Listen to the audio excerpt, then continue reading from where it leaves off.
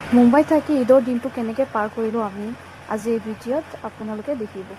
প্ৰথমতে মেহেন্দি কালাৰটো দেখিলোঁ, শুই উঠি ইমান ধুনীয়া কালাৰ হৈছে। তাৰপিছত গা পা ধুই পেলাই মই চেৱৈ বনালোঁ। চেৱৈ বনাই পেলাই ঈদৰ কাৰণে ৰেডি হৈ গ'লোঁ। অকণমান মেকআপ কৰিলোঁ। মেকআপ কৰি পেলাই কেইটামান ভিডিঅ' শ্বুট কৰিলোঁ, ফটো ক্লিক কৰিলোঁ।